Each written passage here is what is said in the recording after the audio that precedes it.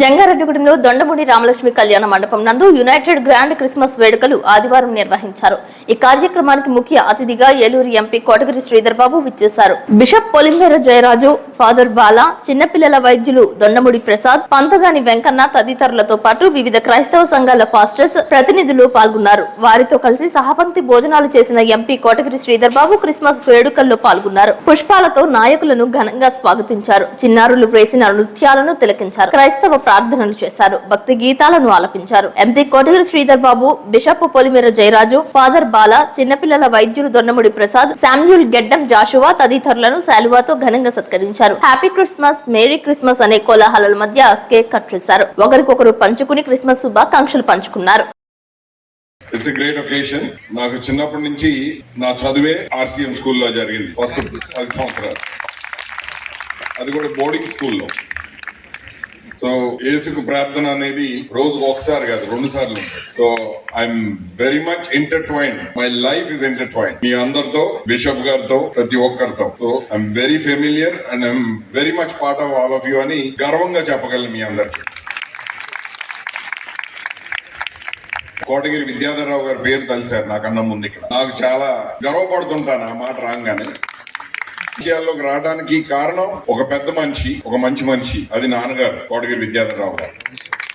ఆయన పేరు నిలబెట్టాలని అనుకున్నాను. నేను గర్వంగా ఈ వేదిక మీద 5 సంవత్సరాల తర్వాత చెప్పగలను, నేను రాజకీయంగా గాని మనిషిగా గాని ఈ గత 5 సంవత్సరాల్లో ఒక ప్రతినిధిగా ఒక్క తప్పు కూడా చేయలేదని గర్వంగా మీ అందరికి చెప్తాను.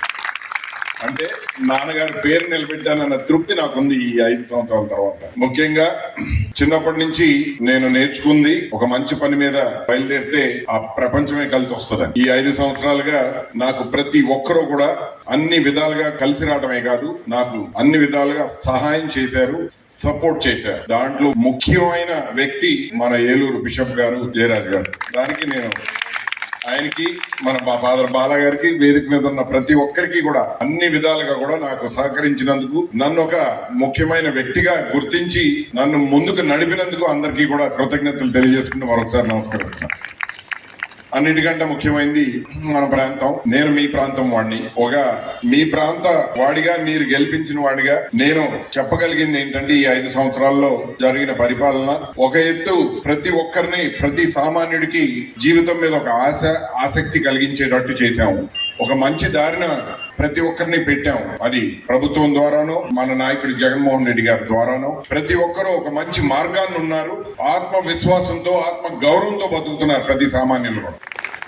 తప్పకుండా రాబోయే ఇంకొన్ని 5-10 సంవత్సరాల్లో మనం ఏదైతే ఇన్నాళ్ళు బలహీన వర్గం అని మన సమాజంలో అనుకున్నామో ఆ మాట అనడానికి అవసరమే ఉండదని నేను గట్టి నమ్మకంతో ఉన్నాను. తప్పకుండా నెరవేరుస్తామని నమ్ముతున్నాను.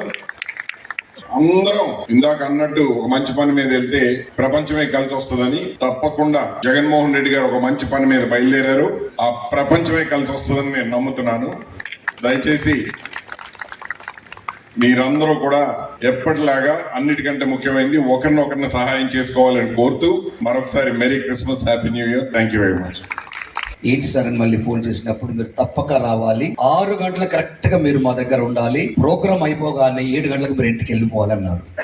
చాలా సంతోషం డాక్టర్ గారు, మీ యొక్క ఆహ్వానాన్ని మన్నించి వచ్చినాను. చాలా సంతోషం. ఇక్కడనే పోస్ట్ ఆఫ్ ద ప్రోగ్రామ్ చేస్తున్న వ్యక్తుల్లో అశోక్ గారు, సోంబాబు గారు, సాగర్ గారు, అలుగు ఆనంద్ శేఖర్ గారు, పివిఆర్ గారు మరియు పి వెంకన్న గారు, and all the Christian brothers and sisters, మీ అందరికీ మొట్టమొదటగా క్రీస్తు జన్మదిన శుభాకాంక్షలు, నూతన వత్సర ఆశీస్సులను తెలియజేస్తున్నాను.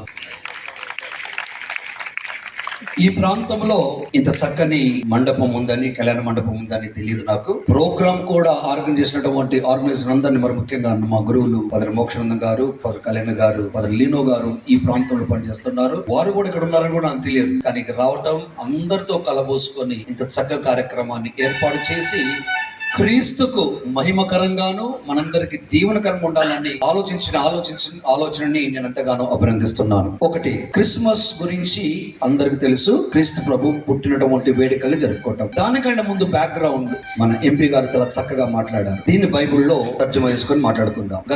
గలతీలకు రాసిన పత్రిక 3వ అధ్యాయం 27వ వచనంలో, క్రీస్తు క్రీస్తులోనికి జ్ఞాన స్నానం పొందిన మీరందరూ క్రీస్తును ధరించి ఉన్నారు. అంటే దరిద్రం పోయింది, దైవత్వం వచ్చింది. మన ప్రాంతాల్లో ప్రతి ఒక్కరూ తలెత్తుకొని గౌరవంగా తిరగాలన్నదే మా ఆలోచన అని మన ఎంపీ గారు బైబిల్ అనుకూలంగా మాట్లాడినటువంటి మాటని మనం గుర్తుపెట్టుకోవాలి. నంబర్ 2, బానిసత్వ బ్రతుకులో జీవితాన్ని చాలిస్తున్నటువంటి వ్యక్తుల్ని శక్తులుగా మార్చి స్వేచ్ఛాజీవులు ఉండడానికి దేవుడు తలంచిన తలంపుకి మోషే నాయకత్వం వహించాడు ప్రవక్తగా. అబ్రహాం నాయకత్వం వహించారు. ఇలా ప్రవక్తలందరూ నాయకత్వం వహించింది ఎందుకయ్యా అంటే, ఎక్కడైతే అనగారిన అతుక్కుబడినటువంటి బ్రతుకులకి, చితికినటువంటి మనుషులకి ప్రోత్సాహాన్ని, భరోసాని ఇవ్వటమే దేవుడి ఆలోచన. ఈ యొక్క జీవనం ఇంకా ఆయన కోరుకునేదిగా జరగలేదు కనుక దేవుడే మానవుడుగా వచ్చి మానవుల బాధల్ని తన భుజాన వేసుకొని ఆయన రక్త ప్రోక్షణతో ఈ బ్రతుకులకి ఒక గౌరవాన్ని, ఉన్నత స్థాయిని కలిగించడానికి